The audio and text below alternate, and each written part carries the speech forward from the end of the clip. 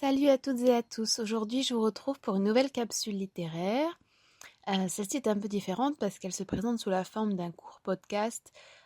J'en suis vraiment désolée, je n'avais pas envie de casser le format vidéo, mais je suis vraiment débordée parce que je pars très prochainement en voyage et parce que j'ai été un petit peu dépassée par les corrections de tests de mes élèves, par la préparation de ces capsules qui demandent beaucoup de temps, par les recherches pour de futurs podcasts et par d'autres projets que j'ai à côté. Donc voilà. Et bon, de toute façon, le plus important, c'est pas vraiment de me voir parler du livre, mais plutôt ce que j'en dis. Donc j'espère que ça ne vous dérangera pas trop. Aujourd'hui, je suis là pour vous parler d'un livre qui, je pense, est assez connu, d'un auteur qui revient souvent, il me semble. Euh, sur YouTube, on peut quand même le retrouver assez souvent. En tout cas, c'est peut-être l'un des auteurs les plus connus de cette liste de capsules. Et c'est un très court... Est-ce qu'on peut appeler ça une nouvelle? Oui, pour moi, je dirais que c'est une nouvelle parce que c'est quand même très très court, mais d'une intensité incroyable. Je vais donc vous parler de Lettres d'une inconnue de Stefan Zweig. Alors, c'est une courte nouvelle qui a été publiée en 1922 et qui est sans doute l'une des lectures qui m'a le plus touchée, pour être honnête avec vous, notamment car elle fait écho en fait à quelque chose que j'ai vécu, avec une fin bien moins tragique bien sûr, mais la forme de l'amour qui est présentée dans cette nouvelle, les sentiments, la forme de non-réciprocité, en tout cas non l'idée de ne pas acter de ne pas acter après ses sentiments et donc de se retrouver dans une forme de non-réciprocité, ce sont des choses qui ont vraiment fait partie de ma vie à un moment et qui m'ont vraiment beaucoup marqué. Et c'est vrai que cette nouvelle a fait très très écho en moi. Il s'agit d'un des écrits les plus célèbres de l'auteur et très honnêtement, si vous ne l'avez pas lu, au vu de la taille de la nouvelle et de sa force, de sa puissance, vous n'avez vraiment aucune raison ni aucune excuse de ne pas la lire. Si vous voulez, c'est un investissement minimum pour un retour maximum. Alors l'histoire est très simple. C'est une jeune fille qui tombe éperdument amoureuse de son nouveau voisin, un écrivain qui a autour de la quarantaine alors qu'elle est encore préadolescente ou adolescente. Et même lorsqu'elle déménage, elle ne peut pas oublier cet homme et l'amour qu'elle lui porte demeure intact. Lorsqu'elle revient en fait quelques années plus tard pour travailler dans la ville où ils se sont connus, c'est-à-dire Vienne, ils se retrouvent, ou plutôt je pense que je devrais dire elle le retrouve, car lui en fait ne se souvient pas d'elle, pas plus qu'il ne se souviendra d'elle en fait après leurs 3 nuits passées ensemble qui résulteront en un enfant.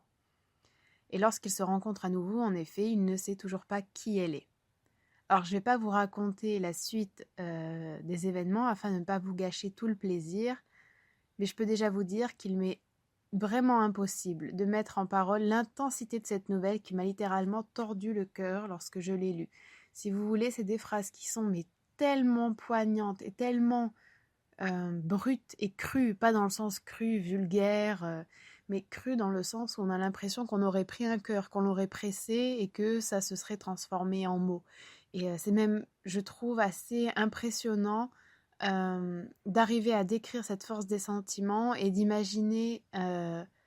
parce que c'est extrêmement fort et en même temps c'est extrêmement cohérent avec le personnage, si vous voulez, avec son âge, avec la situation. Et donc d'imaginer qu'en fait l'auteur est dans une situation et un âge totalement différent et lui serait même plutôt du côté justement de cet auteur qui crée cet amour et cette adoration, d'arriver alors qu'on est si éloigné du personnage, à créer des choses aussi fortes et aussi pertinentes et cohérentes, je trouve que c'est vraiment là la preuve d'une écriture et d'un talent littéraire très très fort.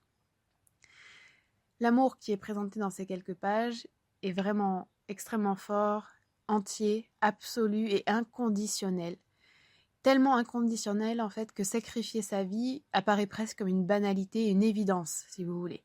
Qu'attendre des années sans la moindre reconnaissance est même la seule option envisageable, et que penser respirer le même air que cette personne, poser les pieds sur la même terre, apparaît comme le plus beau des cadeaux. En fait, la vie commence avec cette personne. Et justement, je vais vous lire un extrait qui devrait vous donner un petit peu un avant-goût de cette magnifique nouvelle. Je veux te révéler toute ma vie, cette vie qui véritablement n'a commencé que du jour où je t'ai connue. Auparavant, ce n'était qu'une chose trouble et confuse, dans laquelle mon souvenir ne se replongeait jamais. C'était comme une cave où la poussière et les étoiles, non, pas les étoiles, les toiles d'araignées recouvraient des objets et des êtres aux vagues contours, et dont mon cœur ne sait plus rien. Lorsque tu arrivas, j'avais 13 ans, et j'habitais dans la maison que tu habites encore, dans cette maison où tu tiens maintenant entre tes mains cette lettre, mon dernier souffle de vie. J'habitais sur le même palier, précisément en face de la porte de ton appartement. Tu ne te souviens certainement plus de nous, de la pauvre veuve d'un fonctionnaire des finances, elle était toujours en deuil, et de sa maigre adolescente. Nous vivions tout à fait retirés et comme perdus dans notre médiocrité de petits bourgeois. Tu n'as peut-être jamais connu notre nom, car nous n'avions pas de plaque sur notre porte, et personne ne venait nous voir, personne ne venait nous demander. C'est qu'il y a si longtemps déjà, 15 à 16 ans. Certainement tu ne te le rappelles plus, mon bien-aimé, mais moi, oh, je me souviens passionnément du moindre détail. Je sais encore, comme si c'était hier, le jour et même l'heure où j'entendis parler de toi pour la première fois, où pour la première fois je te vis. Et comment en serait-il autrement, puisque c'est alors que l'univers s'est ouvert pour moi. Permets, mon bien-aimé, que je te raconte tout, tout depuis le commencement. Daigne, je t'en supplie, ne pas te fatiguer d'entendre parler de moi pendant un quart d'heure, moi qui toute une vie ne me suis pas fatiguée de t'aimer. Oh. Voilà, je pense que ça vous laisse présager de la beauté du texte et de la suite, du déroulé plutôt de cette lettre.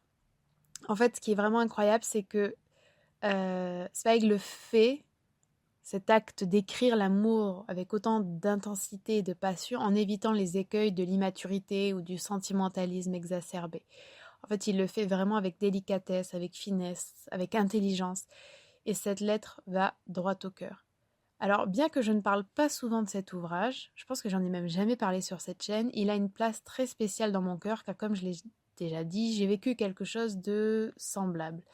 Ou en tout cas, on ne peut pas vraiment dire, bon, certains éléments sont quand même à peu près similaires, on va dire.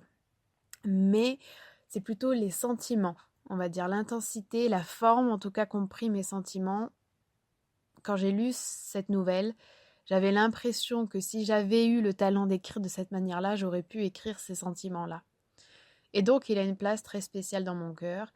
Et la précision avec laquelle sont décrits les sentiments m'a forcé plusieurs fois en fait à refermer le livre lorsque je l'ai lu pour la première fois pour souffler un peu et reprendre mes esprits.